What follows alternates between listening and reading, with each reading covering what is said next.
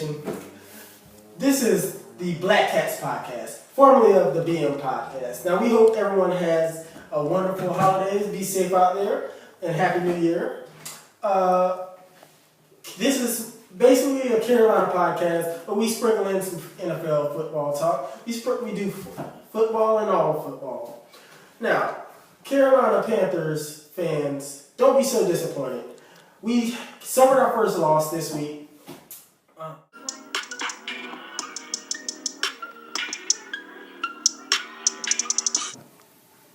Now, like I was saying, Carolina suffered the first loss. Now, granted, I was sick to my stomach of who we lost to. Don't be so disappointed. People are, Atlanta, they're throwing this big parade and everything like they won the Super Bowl. You won a game. Congratulations. Be the bigger. Show Panther Nation, show everyone that we are a classy fan base. Don't talk and everything. Congratulate them because they did something that no one else could. I literally was sick to my stomach. I tell you that much because, it's the Falcons and we know how we feel about them. So we had a bad game. That's all. People are sitting and talking about we're not going anywhere and all that kind of stuff. Don't listen to that because once we make it, there's going to be so many people on our bandwagon, we're going to have to start shoving them off with brooms. So, like I said, now, let's go back and look at the game.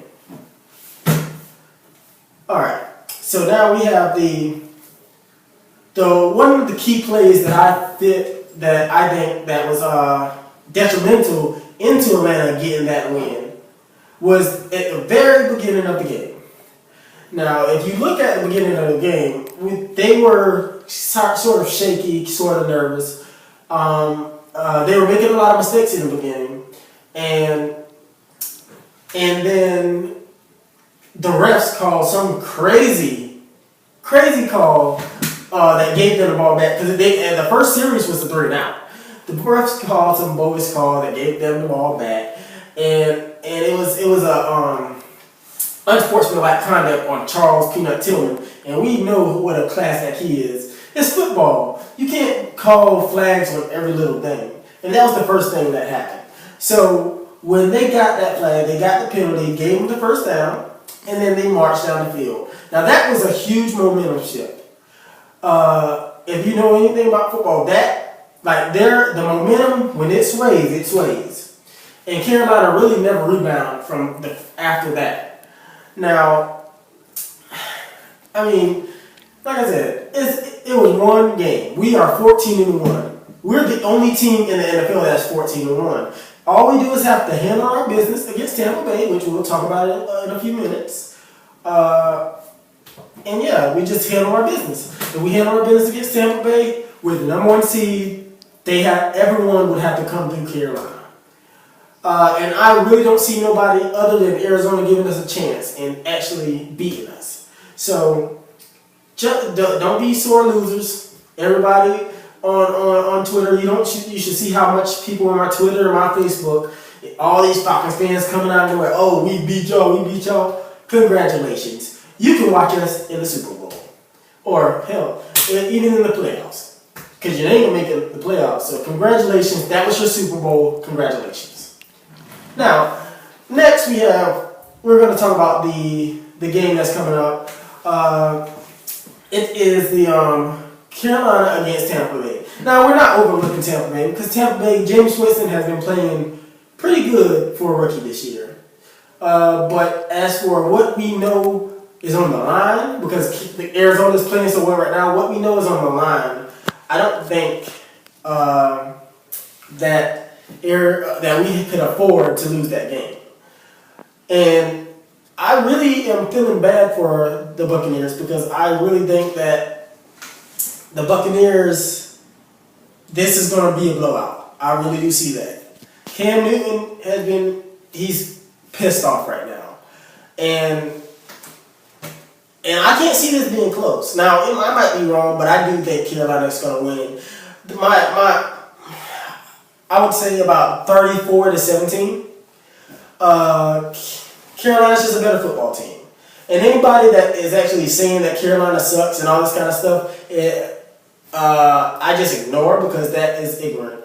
Now, there's plenty good with Carolina right now. We had a bad loss, so get over it.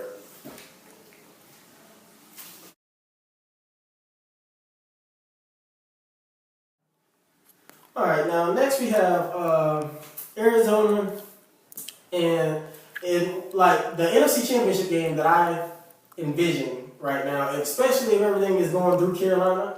I do see Carolina beating the first couple of teams, but the championship game, I see Arizona and Carolina matchup. Now, granted, Arizona is a very high power offense, very, very high power, and we can be scored upon, but they haven't ran into someone like Cam Newton. Cam Newton is so versatile.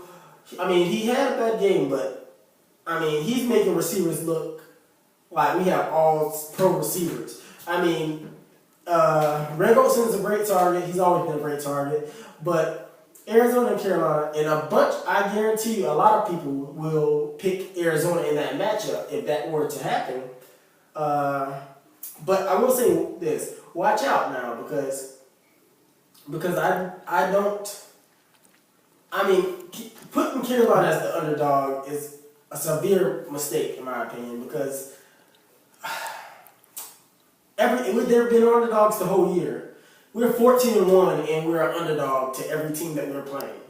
It is ridiculous how Vegas and everybody else is just perceiving like we just don't have a good roster. We are a very, very talented team. We're missing our big target in Kelvin Benjamin. I wish he was here. But we don't have a viable receiver like that. But Ted Ginn has 10 touchdowns. And that's the most he's ever going to get in one season. So I will say this, watch out. Because Arizona might be in for a rude awakening. Now, if somehow Carolina loses next week to the Buccaneers, I can see us if we had to go to Arizona. I could see Carolina actually, getting beat. That's the only way I can really envision it. If it goes through Carolina, Carolina will be in the Super Bowl. Now, that's actually it for this episode. I hope y'all enjoyed my intake. You can follow me on Twitter at PantherNation28. And you can follow me on Facebook at Brandon Herbert.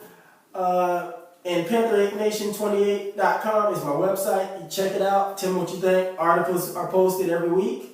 And usually there will be a little longer videos. We'll have some shorter videos. Just tell me what you think. And don't forget to hit that subscribe button. Thank y'all. And y'all have a wonderful, blessed holiday. And don't forget, if you're not a Panthers fan, you're not a fan at all.